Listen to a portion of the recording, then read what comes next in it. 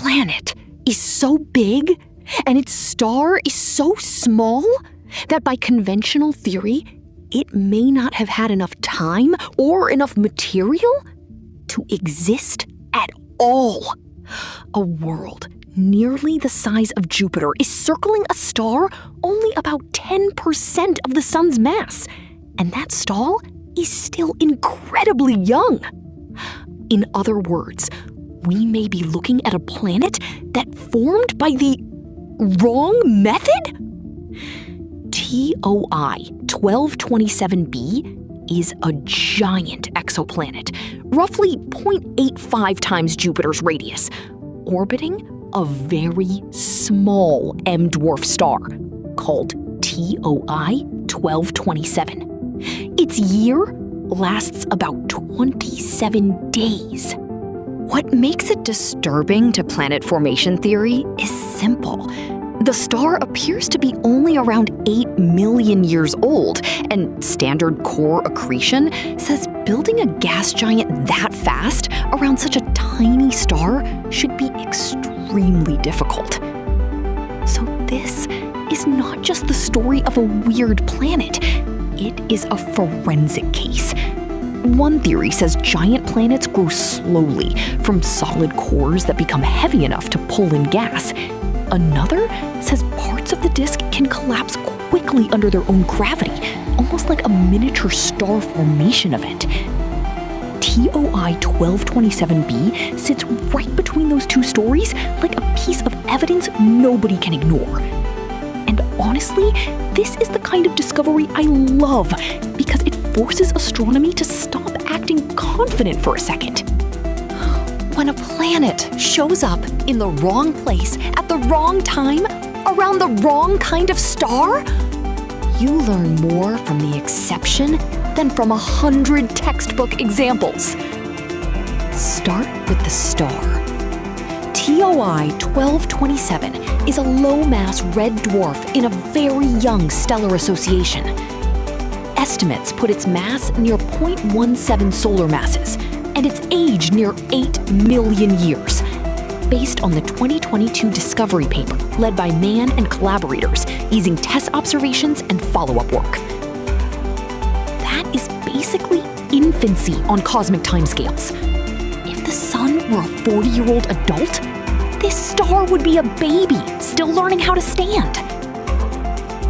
Now, add the planet.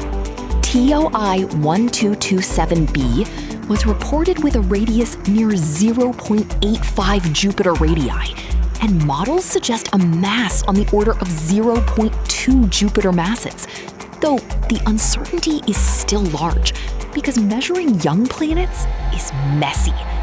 Young planets are hot, swollen, and still changing. So even if it is less massive than Jupiter, it is still a giant world around a star that should not be especially good at making giant worlds. Engaged. Under the classic core accretion picture, you need a disk with enough solid material to build a core, often around 10 Earth masses, before the gas disk dissipates. And gas disks do not wait forever. Observations suggest many protoplanetary disks lose most of their gas within a few million years, often by 1 to 10 million years. Around small stars, the disks are usually less massive to begin with. That means less building material and less margin for error. This is where the case gets uncomfortable. If TOI 1227 really had a modest disk, and if that disk dispersed quickly, then where did the planet get enough mass? And how did it do it so fast? That is the whole mystery. One possibility is that core accretion still works here, but only under unusually favorable conditions. Maybe the disk was far more massive than average for a star this size. Maybe pebbles drifted inward efficiently, feeding a core much faster than older models predicted. In the last decade, pebble accretion has become a serious upgrade to the standard picture, because it can accelerate growth dramatically. Instead of smashing together kilometer-sized rocks forever, the forming core can sweep up smaller drifting solids like a vacuum cleaner moving through cosmic dust. And that matters because some studies suggest pebble accretion can form giant planet cores on timescales short enough to beat disk dispersal, even around lower mass stars under the right conditions. But there is a catch. Right conditions is doing a lot of work there. For a star this tiny, you still need a disk rich enough, calm enough, and long-lived enough to pull off something that looks borderline extravagant. So, let me ask you this. If you had to bet right now, would you choose a super efficient version of core accretion? Or a more radical idea where part of the disk collapsed almost instantly under gravity? Drop your pick in the comments before the evidence gets even stranger. The rival theory is disk instability. In that scenario, the outer disk becomes massive and cool enough that gravity overwhelms pressure and shear.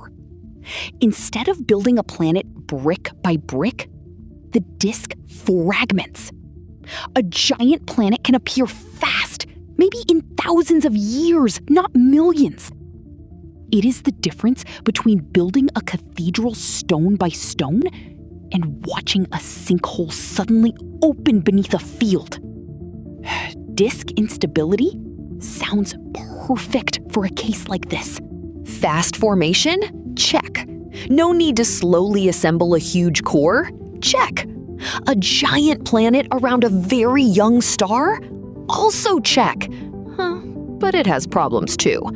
Fragmentation is thought to happen more easily far from the star, in the cold outer disk, while TOI 1227b orbits every 27 days.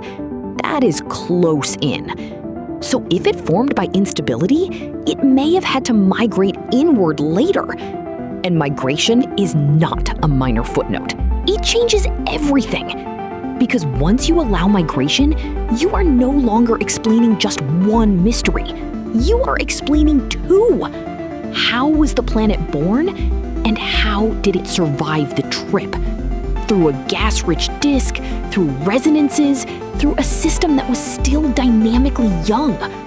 Personally, that is the part I find most beautiful.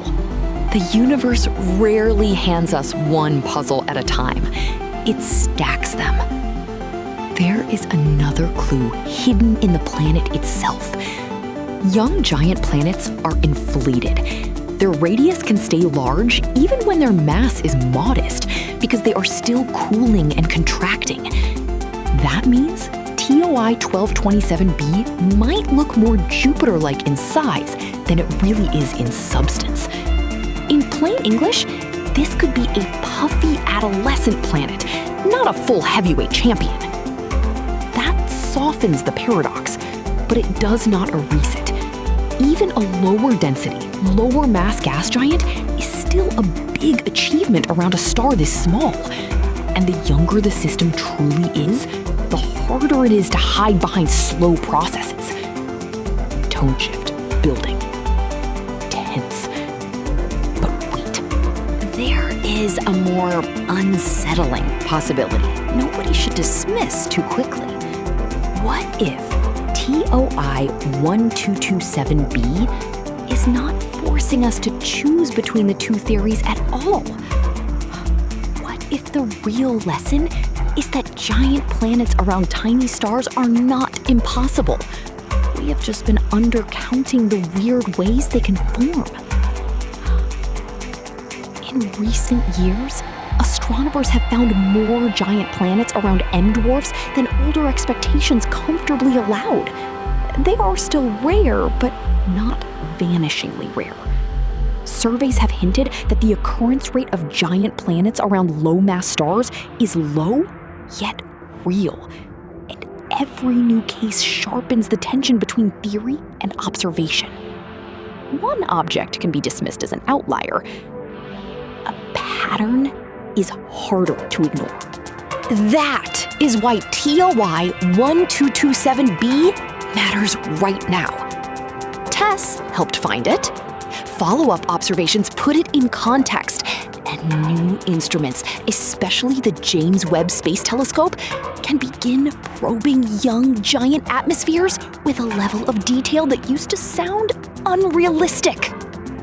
If we can measure atmospheric composition, cloud structure, and thermal evolution, we may get fingerprints of formation history. Did the planet grow around a heavy element core?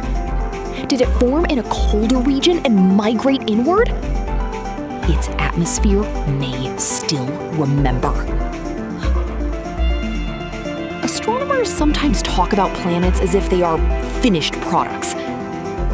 This one is better understood as a crime scene still covered in fresh footprints. The star is young. The planet is still contracting. The evidence has not fully faded, and that makes this system unusually valuable. If this kind of cosmic detective story is hitting you the way it hit me, leave a like, because just this one planet already tells us the universe is less obedient than our neat diagrams pretend. My own view?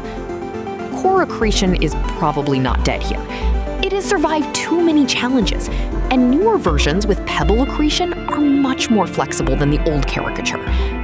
But I also think TOI 1227b is a warning against theoretical comfort. When a star this small hosts a giant world this early, the burden shifts to the models. They need to explain nature as it is, not as it would be convenient. And maybe that is the deeper payoff. We tend to imagine science as a slow march towards certainty, a cleaner picture, fewer surprises. Oh, real science is messier and more honest than that. Sometimes progress looks like a contradiction with a 27-day orbit. Think about what this means on a human scale. For decades, our formation models were built around the architecture of our own solar system, then extended outward with caution. Now a dim little red star, barely out of infancy, may be telling us that planets can emerge through multiple pathways on schedules we underestimated, in environments we once wrote off. So the real question is not whether TOI 1227b is weird. It is whether weird was the default all along, and our sample was just too small to notice. That, to me, is the thrilling part. Amazed. A giant planet around a tiny star should have been a footnote. Instead, it became a stress test for one of astronomy's biggest origin stories. And the verdict is still out. Somewhere in that uncertainty is a better theory of how worlds are born. If discoveries like TOI 1227b fascinate you, the moments when the universe quietly breaks our expectations, subscribe and stay with me. Because the next strange world may not just be another planet, it may be another